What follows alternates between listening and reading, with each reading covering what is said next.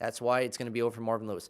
Eagles, Cowboys, Dak Prescott, 3 touchdowns, all 3 to that's Amari Cooper, including third down and overtime. Rasul Douglas tips the pass in the air on the inside slant route to the hands of Amari Cooper. He had it. So Rasul Douglas, the defensive player for the Eagles, had a chance to try and get the interception. Unfortunately, gives it to Amari Cooper, who goes down to the left sideline into the end zone. Boom! For a 15-yard score. And that was it. The Cowboys beat the Eagles 29-23. Carson Wentz had 3 touchdowns, a pair of tying scores in the fourth quarter, but Prescott, you have to give it up to that 13-play, 75-yard drive, despite the fact that he had 3 turnovers on the day. Got to improve on those turnovers. And now Broncos coming in with 3 straight wins into the Golden City of San Francisco, taking on the 49ers. And one George Kittle, the tight end, best performance we've seen since Shannon Sharp, 214 yards receiving, including an 85-yard touchdown reception.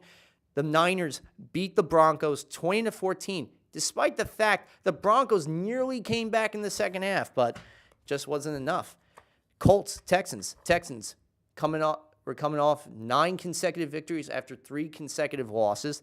The Colts right now just coming off their first loss, and not only that, shutout on the road to the at the hands of the Jaguars 6-0 in Week 13. So here they come back. They go to Texas or Houston Week 14, looking to get a little measure of satisfaction. They didn't get they got a big measure of satisfaction, and they won it because of one T.Y. Hilton, 199 yards receiving on the day. Andrew Luck had nearly 400 yards passing and 2 touchdowns on the day, and they win, Colts, over the Texans, 24-21.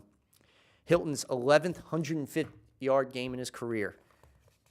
Patriots, Dolphins. This was a back-and-forth offensive affair. The Dolphins, in fact, had a former NFL player, New England Patriot on the team who got 2 rushing touchdowns on the day. Unbelievable. And it was a good measure revenge for this individual, for the Miami Dolphins. And at the end, how about this? A 14-yard pass he throws to Kenny. That's thrown to Kenny Stills. Laterals to Devontae Parker. Lateral to Drake along the sideline. Cuts to the middle on the 69-yard. Miami Miracle. The Drake escape. The Dolphins beat the Patriots 34-33. Despite the fact that Gostkowski missed the extra point on the first touchdown of the game for the Patriots and a field goal. That's 4 points he left off the board. Saints, Buccaneers. The Saints are coming off their Thursday night upset against the Cowboys 13-10. The Buccaneers right now are looking to keep their slim playoff hopes alive, so both teams have a lot at stake. And remember, this is a rematch from Week 1 in which we saw, remember, the whole thing about Fitz magic in those first 2 games in which he had over 400 passing yards and 4 touchdowns in each of those games. Well, it was more, he wasn't even playing. It was this time Jameis Winston, or famous Jameis, as some people called him when he was at Florida State.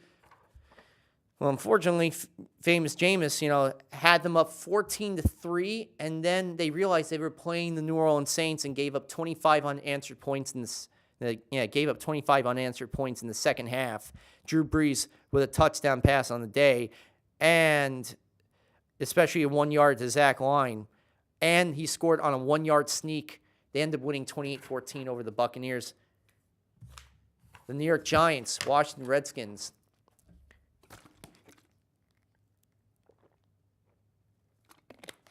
Mark Sanchez, the starting quarterback for the Washington Redskins. That has to taste like vinegar in most of the Redskins fans' mouths to utter those 2 words. Believe me, I feel your pain. I'm a Jet fan. Yes, he got us to the AFC title game in his first 2 years, but then he was so inept, and he was known mostly for planting his face in another man's, basically the butt fumble. All right, I'm not going to beat around the bush on that. It was the butt fumble.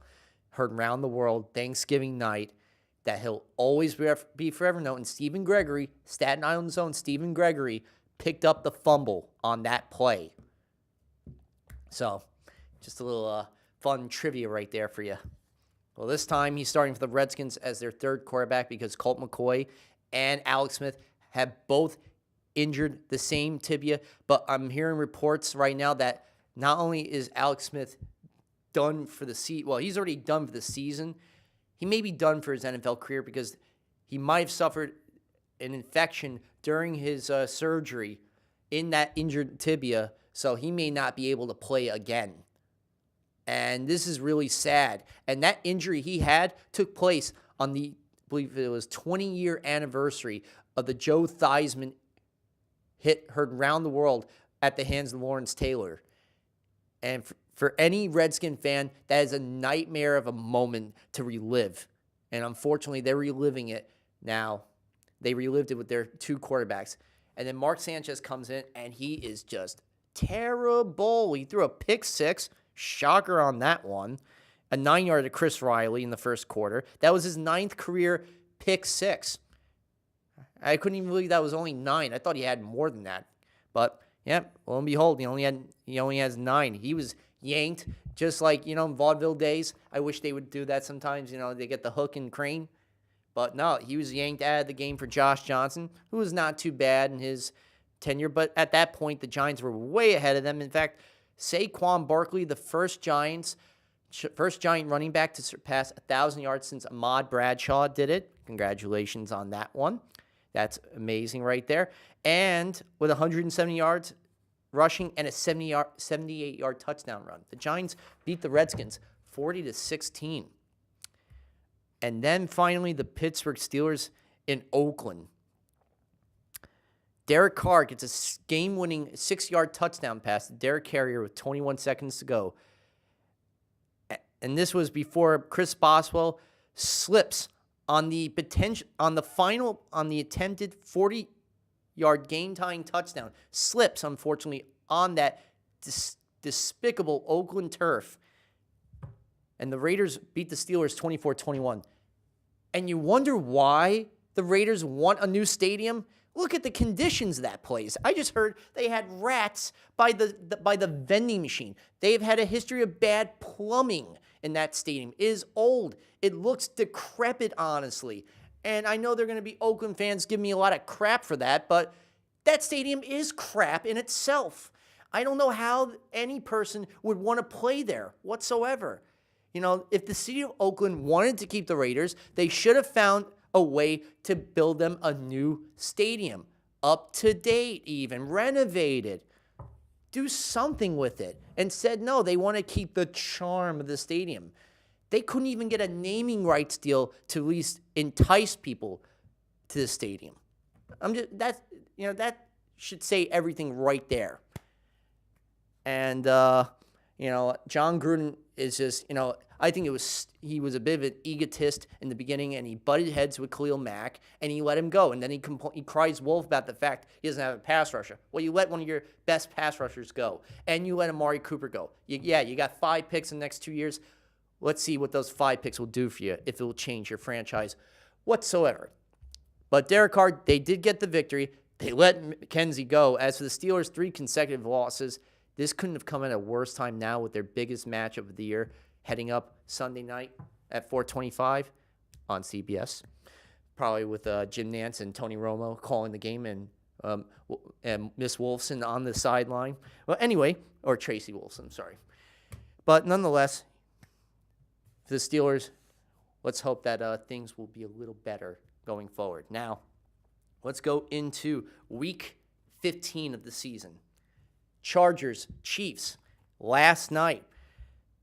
The Chiefs go into the half. They're up 14-7. 2 big touchdown plays by Patrick Mahomes and company. So they're up again by another 2 touchdowns. They're up 28-14 going into the final quarter. And it looks like the Chiefs pretty much game, set, match. Hold your horses, because look, here come the Chiefs charging down the field, including getting the game-winning touchdown and the 2-point conversion. They win 29-28. Unbelievable by Phillip Rivers on the day. 2 touchdowns. And Williams, of course, having 7 catches for 76 yards and both of those touchdowns. And Jackson running for 58 yards and a touchdown on the day. Unbelievable for the Chargers. And now they're tied with the Chiefs for first in the AFC West, tied for the best record in the conference. The Chiefs still hold the tiebreaker for the time being because they have the better divisional record than the Chargers. But if the Chiefs lose one of their remaining 2 games and the Chargers win both games, the Chargers could not only leap the Chiefs for the AFC West championship, but they also could potentially get the number 1 overall seed and home field advantage throughout the AFC playoffs. Imagine that the road through the AFC could possibly go through a soccer stadium. I would never thought of that, but hey, you never know. Plus, they're going to be moving into a brand new facility in a few years, sharing with the Los Angeles Rams, just like the Jets and the Giants do at MetLife Stadium. And so, welcome to the club, LA. But congratulations to Phillip Rivers for the great season the Chargers have. Now, let's go into the games quickly. Titans, Giants. In the neighborhood. Now the Giants are going to be without OBJ for the second consecutive week. Saquon Barkley is going to have to do everything on the ground.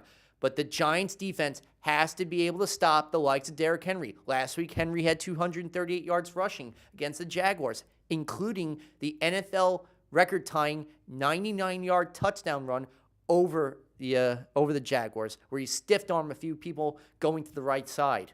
So the Giants want to avoid that mistake, load the box up, and make sure you don't give Derrick Henry any easy openings whatsoever. And keep your eye on Corey Davis, too, because if you do that, that could open up things for him. And Marcus Mariota, as well, is a dual-threat quarterback. I think the Giants will be able to stifle them this time around. I'm going with the Giants winning this week. Saturday special, Jets hosting the Texans at home. I'm going to be at that game with my brother. Should be fun. But for the Jets right now, Tremaine Johnson versus DeAndre Hopkins will be the matchup of the day. And DeAndre will, of course, win that matchup. That's why I'm going with the Texans. Next game on the docket, Sunday night, 4:25, CBS, as I mentioned earlier. Patriots, Steelers. Last year, Steelers lost in this exact week, almost a year to the date, at home to the Patriots. Will history repeat itself? Will this be another Patriots victory to hold? And not only that, for the Patriots clinch their 10th consecutive AFC East division, or will the Steelers end the 3-game losing streak and still be able to hold on to the lead in the AFC North in the final 2 weeks? I actually am going with the upset. Despite the fact that Connor's not playing and you still... Of course I'm not. You thought I was going to go Pittsburgh? Come on. No. I'm still going New England, of course, this week. Last week was just... It was a bad mistake on Gostkowski's part, missing those that extra point in the field goal. And honestly, it was just a bad overall offensive game. But I think this week, on the other hand, this Patriots will make up for the mistakes of last week against Miami. I think, and they're going to be able to stifle Antonio Brown, the secondary. So give me the Patriots on the road. Eagles, Rams, Sunday night. Last year, the Eagles and the Rams played each other as well. In fact, it was the game in which Carson Wentz tore his ACL. He was done for the rest of the year. And that's where Nick Foles came in and led the Eagles to a Super Bowl championship for the first time in Eagles history. I hope that history does. I don't think that history will repeat itself. This time around, though, the Rams are going to be able to stop the running back for the Philadelphia Eagles. In fact, Todd Gurley this time will have another 150-yard game running all over Philadelphia. I got the LA Rams winning at home. Now, in the next game, this has big playoff implications for both teams. The Dolphins visiting the Vikings at US Bank Stadium. They played each other twice in the last 7 years. This is a very crazy matchup, to say the least. especially the Dolphins coming off their miracle victory at home and the Vikings being pounced in Seattle. This time around, I actually like the Dolphins in this game. I think Kenyon Drake is going to be able to run all over that Vikings defense, even though the Vikings D is in the top 10, and they got Anthony Barr. But I think him and Frank Gore are going to be the two biggest factors for the Dolphins winning.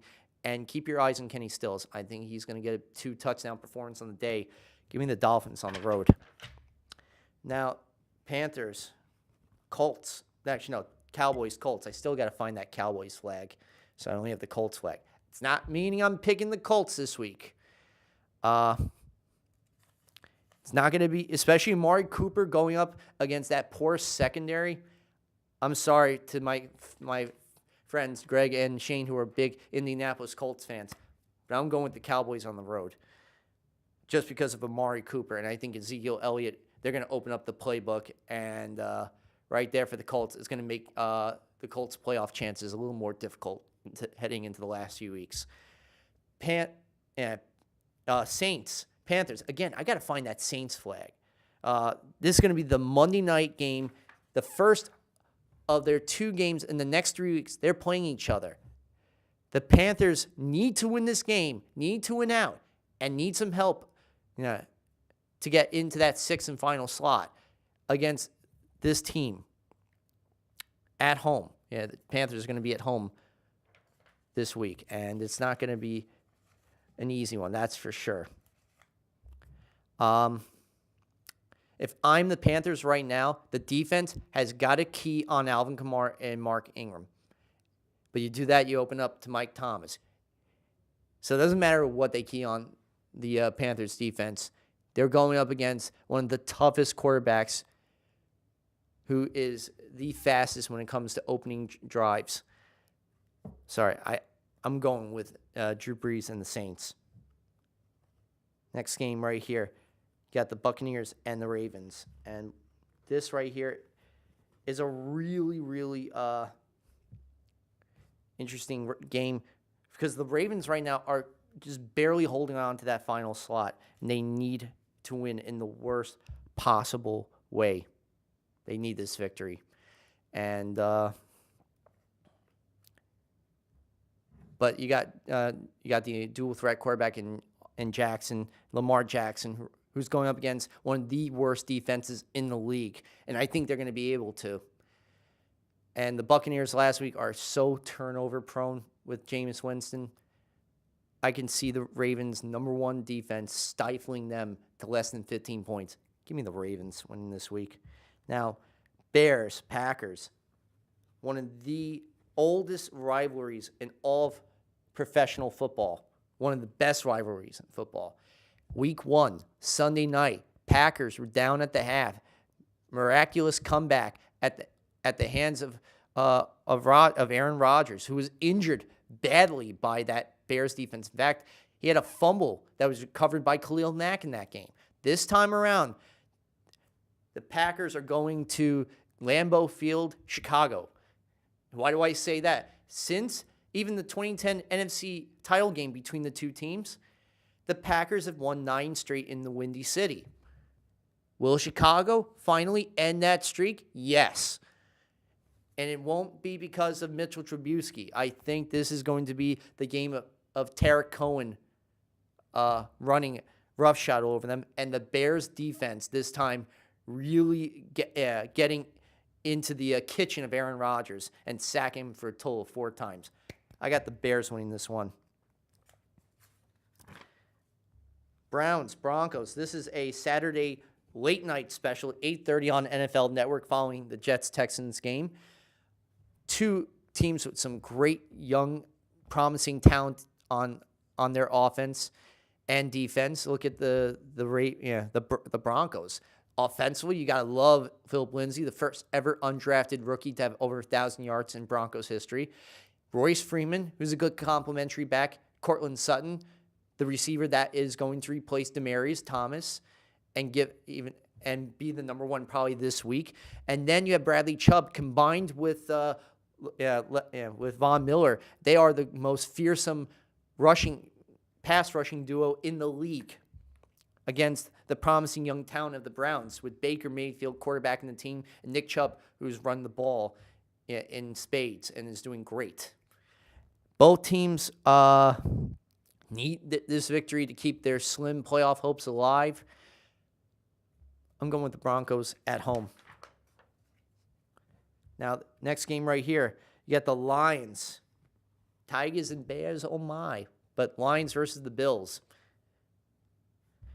This game really is not going to mean anything. This is more for, for moral victories, if you will. That's about as good as it will get. Otherwise, I think Stafford and company will have yet another moral victory, if you will, and it will just come down to another Zach Zenner play.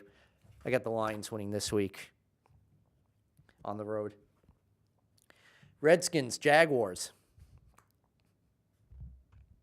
Josh Johnson versus Cody Kessler. As I mentioned earlier, that's how good of a game that it will be. Otherwise, I call this game for Jacksonville. They're going up against a porous O-line that has been decimated by injuries to 4 out of their 5 starters. I think Jacksonville comes away. I think Josh Johnson is about to get a rude awakening at the hands of Calais Campbell. I think he'll have a 3-sack performance. Give me the Jags winning this game because it certainly won't be Cody Kessler being the reason behind the Jags winning this week. Raiders, Bengals. Another snooze fest of a game right here. Even with Jeff Driscoll quarterbacking the Bengals for the rest of the season, and Joe Mixon doing everything he can, I still think I'm going with the Raiders in an upset special right here on the road. It's not going to mean anything because it's only going to hurt the Raiders and their chances of getting the number 1 overall pick. Otherwise, this game is just too boring even to discuss in length. Seahawks, 49ers, second time in 3 weeks they're playing each other. 2 weeks ago, the Niners got the beatdown of the century by the Seahawks, 43-16, including Bobby Wagner's 98-yard pick 6 in that game. This time they're in San Francisco. The only good story about the 49ers is George Kittle and Dante Pettis, the future of that offensive core. Let's see if Jimmy Garoppolo can stay healthy along with Jerick McKinnon next year, not tear their ACLs. Otherwise, this is Seahawks all day, every day. And finally, the last game of week 15, the Cardinals and the Falcons. Bird versus bird. You know the old that song? The bird is the word, the bird is the word. Something, something, the bird is the word. I always keep forgetting the lyrics. Anyway, I'm not going to get too into that song. Now, the best matchup of this game will be Julio Jones versus Patrick Peterson. Peterson being the cornerback for the Cardinals, and Julio Jones, the wide receiver for the Falcons. This is the premier matchup. But I also like seeing Larry Fitzgerald. Talk about two really good receivers who have stood by their team through thick and thin, especially, you want to talk about thick and thin? Larry Fitzgerald has stood by his team through real thick and thin. I mean, he's been through more quarterbacks than I care to even count. The only good, real, successful relationship he had with a quarterback was Kurt Warner. Otherwise, every quarterback after that has not been the same. Yet he stood by his team. And he does well in his community and still takes the time to go back to school. And he earned his degree. So right there, yes, I know the University, he did it with the University of Phoenix online, but he still got his degree.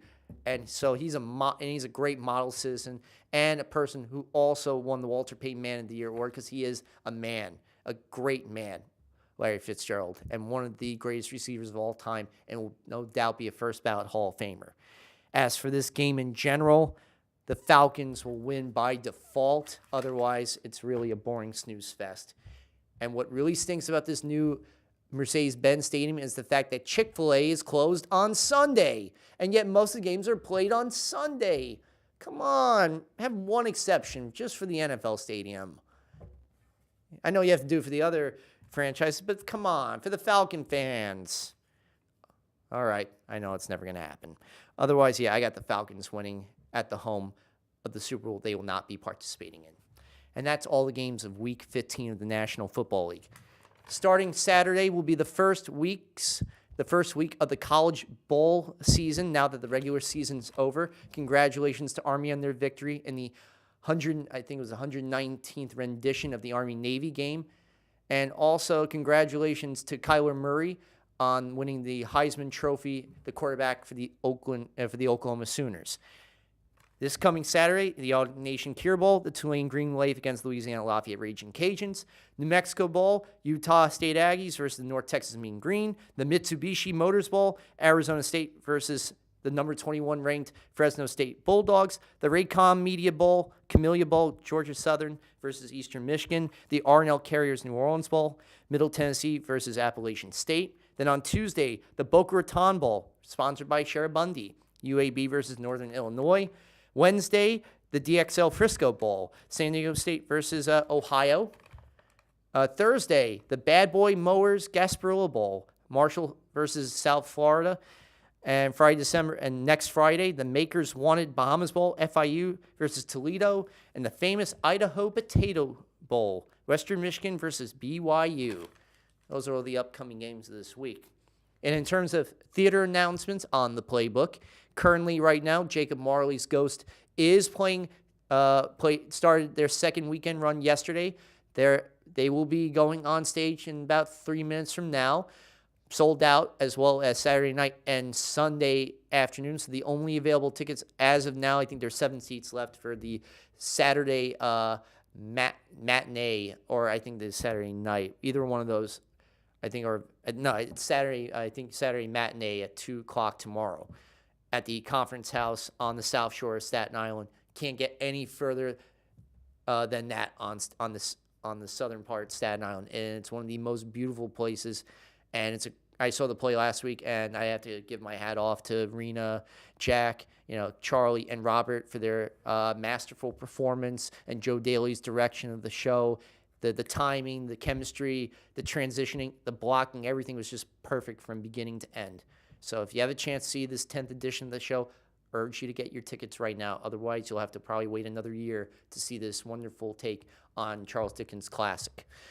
And at the Little Victory Theater, they're doing scenes and vignettes from the most popular holiday movies, like Miracle on 34th Street, Home Alone, and several other classics.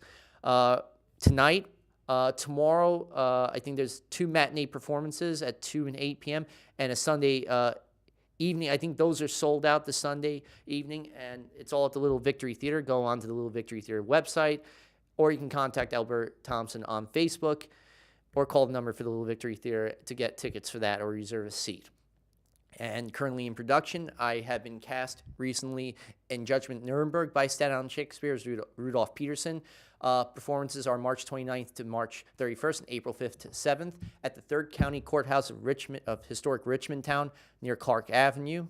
I'll let you know when tickets become available for those performances. And Seaview Playwrights, I'm now the stage manager for Henrik Ibsen's Ghost with a wonderful cast. I'm going to be meeting them a week from tomorrow. Cannot wait to see that. And for all my fellow Jewish people, I just wanted to say out there, happy Hanukkah that passed us. And to all the people on the Blitz Zone, I thank you all for watching this program. I always enjoy bringing football into your living rooms every single week. So for all the hardworking men and women of CTV, from Mr. Kenny Graham behind the booth, doing what he does best, I'm Eric Rosen. I'll see you here next week for another episode on CTV. Good night, peace, and love.